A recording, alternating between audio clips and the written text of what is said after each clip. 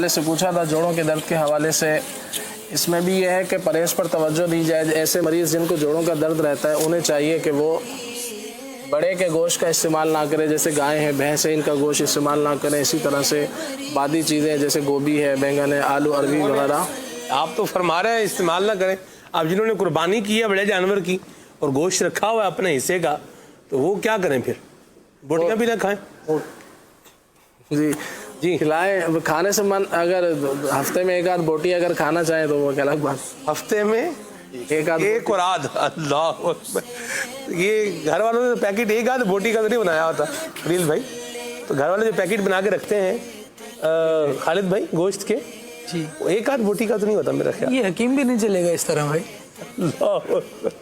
Doctor بدل لیں. جی خلیل بھائی، اس طور پہ لوگوں کی رائے وہ صدقہ کر کے عزیز و قارب کو دے کر ثواب کمائیں، یہ بھی ایک طریقہ ہے. پکانا منع نہیں ہے، بانٹنا منع نہیں ہے، سب کچھ سب اجازت ہے، مگر یہ کہ اپنے مرض کو دیکھ کے، اپنے آپ کو دیکھ کر ہی بندے کو چلنا ہوتا ہے. تو جوڑوں کا درد ہے، اس کے حوالے سے جو بادی چیزیں ہوتی ہیں یہ گیس پیدا کرتی ہیں. جب گیس کی شدت بڑھتی ہے تو بی پی بھی ہائی ہونے کا خطرہ ہوتا ہے. اور اسی طرح سے جوڑوں کے مریضوں کے لیے چاول ہیں یا اس طرح کی جو بڑا گوشت ہے یہ انتہائی نقصان دہ ہے. اور خارش کے مریض بھی احتیاط کریں کہ جیسے اگر کھائیں گے تو ہو سکتا ہے، ویسے ہی گرمی ہمارے یہاں جیسے باب المدینہ میں پاکستان میں گرمی ہے، تو اس میں اگر اس طرح کی چیزیں استعمال کریں گے تو وہ بھی خارش بھی بڑھ سکتی ہے. پھوڑے پھنسی والوں نے بھی کال کی تھی، تو ان کو بھی چاہیے کہ بڑے کے گوشت سے جو ہے پرہیز کریں. میں عرض کرتا ہوں جوڑوں کے درد کے حوالے سے یہ کافی مفید علاج ہے، اس کو بنا کر آپ رکھ لیں گھر میں. جوڑوں کے درد کے اعتبار سے اس کے کئی ایک سبب ہوتے ہیں، کئی ایک اسباب ہوتے ہیں، تو ہر ایک کا علاج الگ الگ ہوتا ہے. بعض اوقات کوئی نس دب جاتی ہے اس کی وجہ سے ایسا ہوتا ہے، بعض اوقات مہرا ہل جاتا ہے اس کی وجہ سے ایسا ہوتا ہے، بعض اوقات مہرے گھس جاتے ہیں، بعض اوقات گٹھیا ہوتا ہے، چھوٹے جوڑوں کا درد ہوتا ہے. تو ہر کسی کا علاج ایک مختلف انداز پر ہوتا ہے.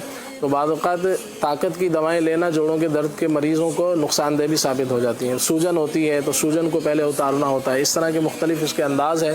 تو یہ میں ایک جنرلی علاج عرض کر رہا ہوں. اگر آپ کو جوڑوں کے درد کا کوئی خاص کوئی پرابلم نہیں ہے، صرف کمزوری کے باعث بعض اوقات جوڑوں کا درد ہو رہا ہوتا ہے، تو اس وجہ سے یا تھوڑے پٹھے وغیرہ کمزور ہو جاتے ہیں، اعصاب پٹھے، اس کی وجہ سے اگر ہو تو اس کو اس میں استعمال کر لیں.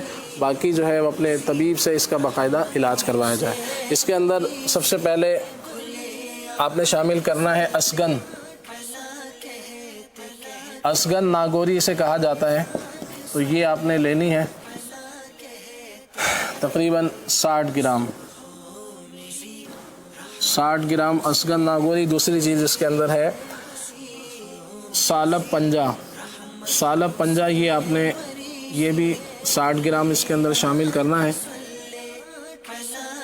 یہ بہت ہی بہترین علاج ہے الحمدللہ. جن کے اعصاب پٹھے کمزور ہوتے ہیں، گھر کے میں جو بڑے بزرگ ہوتے ہیں، اگر ان کو بنا کر استعمال کروایا جائے تو بہت زیادہ مفید ہے.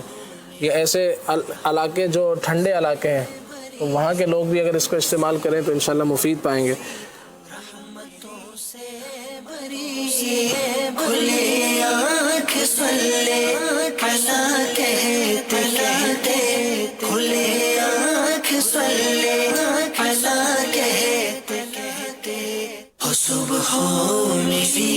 رحمتوں سے بری رحمتوں سے بری کھلے آنکھ صلی علی کہتے کھلے آنکھ صلی علی کہتے ہو صبح میری رحمتوں سے بری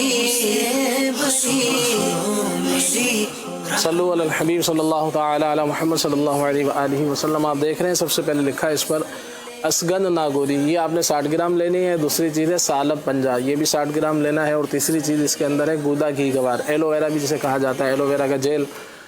تو یہ بھی آپ نے یہ لینا ہے آپ نے 250 گرام یعنی 1 پاؤ. پھر اس کے اندر ہے ادرک تازہ ادرک لے لیں. وہ بھی آپ نے بغیر کیمیکل کی لینی ہے. مارکیٹ میں 2 طرح کی ادرک آتی ہے، ایک کیمیکل کے پانی سے دھلی ہوئی، کہا جاتا ہے کہ یہ کیمیکل کے پانی سے دھلی ہوئی ہے تو یہ نقصان دہ ہوتی ہے. تو آپ نے صحیح ادرک لینی ہے. تو یہ 60 گرام لینی ہے.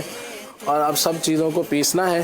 3 چیزیں سالب پنجہ، اسگن ناگوری کو آپ پیس لیجئے، اور تازہ ادرک ہے اس کو الگ سے آپ نے پیسنا ہوگا۔ اسی طرح سے گھی گوار کا گودا لے لیں، یعنی گھی گوار آپ یہ اس کے پتے وغیرہ کہیں سے لے لیں، اس کو کاٹ کے اس کا چھلکا اتار کے 5-6 مرتبہ اس کو دھو لیں تاکہ اس کی کڑواہٹ جو ہے وہ دور ہو جائے، ورنہ آپ کا یہ سارا نسخہ جو ہے وہ کڑوا ہو جائے گا۔ تو کڑواہٹ نکلنے کے بعد بھی نہیں 4-5 مرتبہ دھوئیں گے تو اس کی افادیت برقرار رہے گی، ایسا نہیں کہ یہ بیکار ہو جائے گا۔ تو اب یہ ساری چیزیں لے کر 3 گرام آپ نے زعفران بھی لینی ہے، زعفران کو آپ پیس لیں، اور پھر اس کے اندر آپ نے ایک آخر میں اس کا سب چیزیں جب آپ کی تیار ہو جائیں تو کرنا یہ ہے کہ 1 کلو شہد لیا جائے، اور شہد کو کچھ دیر گرم کر لیں۔ اس کے بعد اس کے اندر آپ نے ڈالنا ہے گھی گوار کا گودا، بالکل اس کو گرائنڈ کر لیں پہلے، پھر اس کے اندر شامل کریں۔ جب کچھ دیر اس کو پکائیں 5-10 منٹ ہلکی آنچ پر، پکانے کے بعد پھر آپ نے اس کے اندر ادرک ڈالنی ہے۔ ادرک کو 5-10 منٹ ہلکی آنچ پہ 5 منٹ پکا لیا جائے۔ ادرک کے ریشے نکال لیں، اس کے اندر ریشے ہوتے ہیں ورنہ یہ منہ میں آتے ہیں بعد میں، اس کو نکال لیں۔ اور پھر اس کے بعد آپ نے اس کے اندر سفوف شامل کرنے ہیں، اسگن ناگوری اور سالک پنجہ باریک کر کے وہ اس کے اندر شامل کر لیں۔ 5-7 منٹ اس کو پکا کر بالکل اینڈ میں آپ نے 3 گرام جو زعفران تھی وہ اس کے اندر شامل کر لیں۔